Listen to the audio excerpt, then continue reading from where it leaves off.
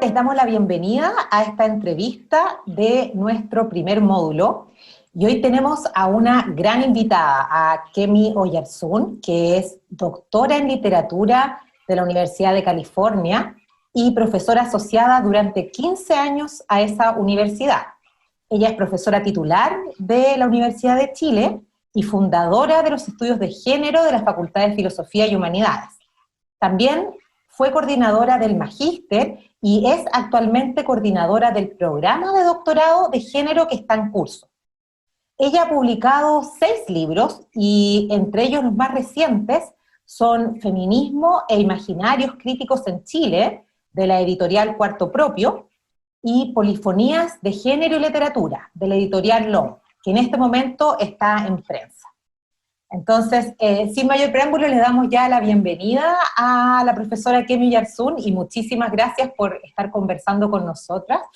Ella es clave para entender el actual momento, y por eso queremos empezar preguntándole ¿cómo se relaciona el feminismo y la biopolítica? Bueno, esa es una pregunta tremenda para el feminismo, porque en el fondo, en la Ilustración, que es el momento en donde las feministas empezamos a pensar la representación, te digo, alrededor del siglo XVIII, XIX, la representación no concebía el cuerpo para el sujeto. El sujeto de la Ilustración es abstracto, esencial, universal y occidental, digo yo, ¿no? Entonces, las feministas siempre nos encontramos incómodas frente a ese concepto de la modernidad, de un sujeto sin cuerpo. Entonces, en ese sentido, el biopoder, que es pensar cómo el poder tatúa los cuerpos, cómo los tatúa directamente, dice Foucault, entonces, ¿cómo y por qué es tan importante, los cuerpos son tan importantes para reflexionar políticamente en términos de género? Mujer, hombre y por supuesto feminismo, que fuimos los primeros que empezamos a cuestionar esto. Entonces, ¿por qué es tan importante? Yo diría, y hay que entender el concepto de anátomo-política y el concepto de biopolítica, porque los dos tienen implicancias directas para el feminismo. Foucault distingue, ¿verdad?, la anátomo-política como una práctica de poder dirigida a los cuerpos individuales, o lo que yo llamo singulares, no creo que los cuerpos sean nunca individuales, pero bueno, a los cuerpos singulares y a partes de los cuerpos, anatómicamente, ¿no? Se degollaba, en fin. Y en ese sentido fue muy importante el concepto de anátomo-política, porque, por ejemplo, la histeria, en la medicalización de los cuerpos de las mujeres, la histeria se centró en el útero, y diríamos que la histeria, como no es masiva todavía, es dirigida hacia un grupo, que somos las mujeres, pero las mujeres descontentas, que no calzaban en la reproducción, y se centró la medicina en el útero, siglo XVIII, y se decía que del útero emanaban vapores malignos que le conferían a las mujeres este estado psicológico, físico, psicofísico, de la histeria, que en el fondo tenía que ver con inventar enfermedades. Tú te das cuenta, ¿no? Entonces, claro, es clave pensar la anatomopolítica desde el punto de vista del útero, si lo queremos pensar así.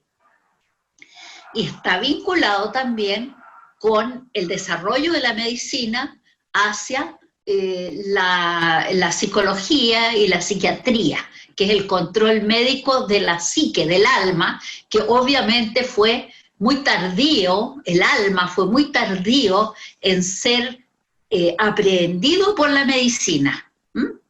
Primero era, qué sé yo, las pestes, en fin, aislar las pestes, qué sé yo.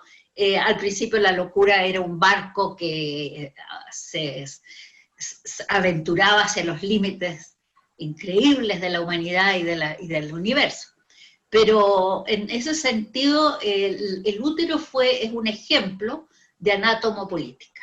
El otro es la vagina, perdón, el clítoris y el orgasmo, que durante un siglo y medio desapareció el orgasmo, ¿ah? Fue considerado que no era relevante pensar el orgasmo femenino porque no incidía en la reproducción. Tú podías ser violada y no gustarte nada o ser, estar en una relación obligada,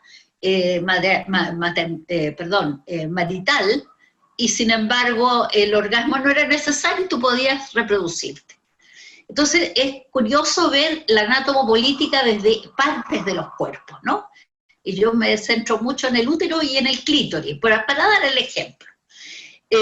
Luego, el biopoder se convierte en una ciencia para las poblaciones y afecta las demografías y, por supuesto, el control de la natalidad con Malthus, ¿no? Ese es un segundo momento, o sea, un momento importante del biopoder que tiene que ver con cómo vamos a controlar poblaciones enteras. Y para controlar poblaciones enteras es clave el control de la natalidad y las penalizaciones del aborto. Y en ese sentido yo siempre digo, la mujer fue anexada al Estado desde el útero y su capacidad de reproducción antes de ser concebida como un sujeto completo, soberano y autónomo que tiene derechos. El Estado primero penalizó el aborto, es decir, anexó el útero negativamente al Estado. Entonces, eso por estos elementos, ¿no? Es tan importante para los feminismos, para el feminismo y los estudios queer, diría yo, el concepto de biopolítica. Ahora, en tercer lugar, y esto sí que es grave, también alrededor del 18 viene todo el concepto de la anarquía médica, y se empieza a organizar la comunidad médica frente a los anarcomédicos. ¿Y quiénes eran estas anarquías médicas? Sino las damas, las comadronas, qué sé yo, las drogas, las mujeres que controlaban las hierbas, toda la medicina que después va a ser asociada con la brujería, que es una medicina muy vinculada a la naturaleza y que tenía mucho que ver con las mujeres. Eso llamada anarquía médica, que era labor de las mujeres, incluso de hacer abortos, por ejemplo, desde épocas. Entonces, evidentemente ahí desapareció la bruja y solo los médicos tenían la sanción y la legitimidad para tratar los temas del cuerpo. Hoy día nos encontramos con las mapuches y los mapuches todavía cuestionados, demonizados por no constituir la práctica médica legitimada y muy, por supuesto, masculinizada. Oh, muchas gracias, Kemi. Y hablando un poco también del feminismo, ¿cómo se relaciona con el neoliberalismo, que es el sistema que lamentablemente hoy en día nuestra Constitución podemos decir que es neoliberal? Actualmente el neoliberalismo es el sistema que tenemos en Chile, justamente el que ha profundizado las desigualdades estructurales que afectan nuestros cuerpos en particular. ¿Y cómo se relaciona entonces el neoliberalismo con los feminismos? Siguiendo un poco con esta conversación. Sí, mira, yo para esa discusión trabajo dos conceptos de higienismo que están en Chile. Hay un higienismo que en el fondo persigue los vagabundos. Tú sabes, en la formación del capitalismo chileno se desprenden del latifundio muchísimos varones que empiezan a vagar por el país. Esto es la historia Sergio Grés y otros colegas, ¿no? Y empiezan a Salazar, sobre todo, y empiezan a vagar por el país se genera un higienismo para poder controlar esos cuerpos vagabundos y convertirlos en cuerpos productivos para el capitalismo, ¿no es cierto? Sabemos que las mujeres evidentemente llegaban a las minas en forma muy anexa, porque hacían parte de las chinganas, en fin, pero las mujeres terminan en los conventillos en general, no llegan a las minas en masa. Entonces, el capitalismo tiene todo que ver con esa higienización y el concepto de pestilente, el vagabundo, y siempre es pensado en forma pestilente también sexualmente. ¿Ah? Son los aberrantes, son los degenerados que andan por las calles, que se llevan a las niñitas, les contaban las mamás en mi época, cuidado con los hombres vagabundos, que esos son perversos, no solo son pobres y cochinos, ¿no? Y pestilentes, sino que además son degenerados.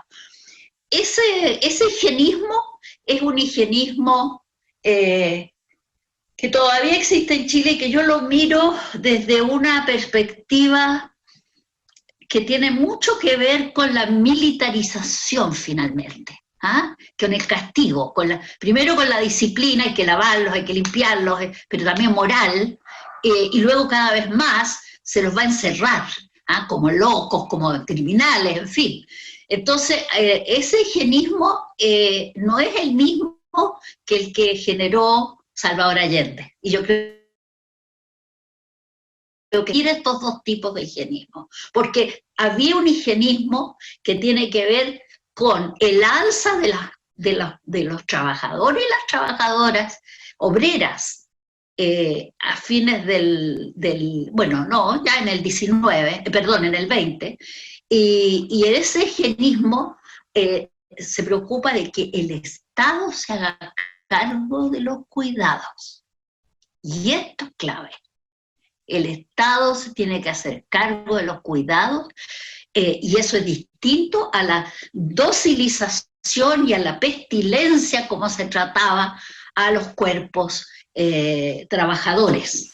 Entonces, si el Estado cuida, emerge justo en los años 30 el feminismo más importante de Chile, que es con el movimiento de emancipación de la mujer chilena.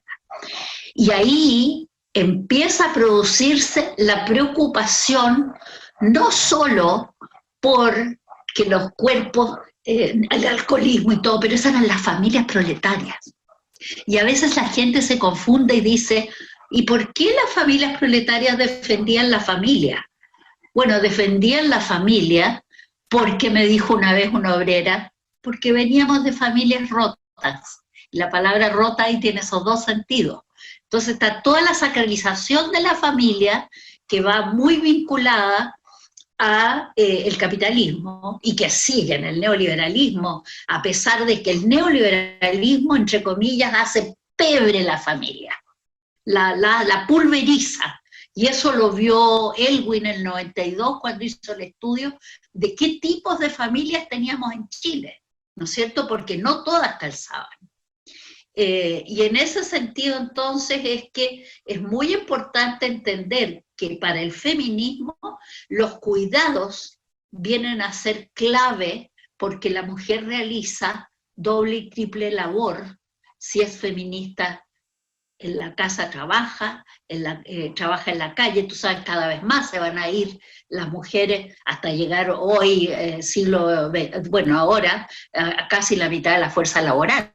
O sea, las mujeres al salir a trabajar masivamente empiezan a tener el problema del doble trabajo, y si son activistas feministas y activistas sindicalistas, trabajan 3 jornadas. Nosotros hemos hecho estudios donde te dicen, no nos queda tiempo para nosotras, como máximo 1 hora a la semana. Entonces, ¿qué pasa con el capitalismo? Que tiene también 2 fases. Una fase que se llama capitalismo de bienestar, que es el que empieza a preocuparse de los cuidados y a garantizar mínimamente ciertos derechos. Derecho a la salud, derecho a la educación y derecho ¿cómo se llama? Salud, educación, y en ese sentido, el neoliberalismo privatiza el Estado al máximo. Al privatizar el Estado al máximo, le quita todo lo que se había avanzado en derechos a los cuidados. Y el tema de los cuidados es clave para el feminismo. Es clave porque tiene que ver con que el Estado, porque el trabajo de la casa es invisible y no remunerado, pero contribuye al PIB. Eso está estudiado en todos los países desarrollados, se ha estudiado en qué medida el trabajo de las mujeres invisibilizado y no remunerado en el hogar contribuye al PIB. ¿Por qué? Porque ese trabajo es indispensable para la reproducción del capital cuando uno sale a trabajar. No sé si fui un poquito muy burda y muy rápida. No, buenísimo. Muchas gracias. Y justamente el tema de los trabajos se ha visibilizado mucho con la actual pandemia, que justamente somos las mujeres las que asumimos la mayor carga de trabajo, somos las mujeres las que estamos en la que se ha llamado en el lenguaje bélico, podríamos decir, la primera línea de salud en un gran porcentaje. Entonces, y también pensando en el reciente estallido social, en el cual nos dimos cuenta, y esto fue súper bonito que lo escuché en un cabildo, una niña joven que me dijo, nunca pensé que tanta gente pensaba como yo, que estábamos tantos así, que tantas personas estábamos disconformes. Y eso ha sido súper lindo en el último tiempo, darse cuenta que muchas personas no nos sentíamos representadas por este sistema neoliberal extremo. Entonces, pensando en estas dos llamadas crisis sociales, de salud, económicas que hemos vivido recientemente, ¿de qué forma las teorías feministas y la biopolítica nos ayudan a entenderlas? Eso podríamos elaborar. Yo diría que hay una cuestión que es clave y que no hemos mencionado y que tiene que ver con biopoder, que es la violencia. La violencia está concebida muchas veces, bueno, en Chile, como si fuera un problema de hogar, doméstico. Y costó mucho, ha costado, todavía está costando, terminar con la idea de que la violencia es del hogar y que curar la violencia, calmar la violencia, domesticar la violencia, va a reparar las familias quebradas. Entonces, lo que preocupa es no una política estatal contra la violencia de género dentro y fuera del hogar. Ese es el tema, que no tiene que ver solo con la familia, porque el patriarcado impone la violencia como relaciones sociales y las normaliza. Entonces, las relaciones son sociales, y si hay violencia en el hogar es porque la violencia de género, el patriarcado, se basa en la subyugación de un género por el otro. Y no solo a nivel individual, sino a nivel global y social. Entonces, la violencia hay que ubicarla clave, porque yo creo que una de las cuestiones más importantes que se dio es la crítica a las distintas formas de violencia.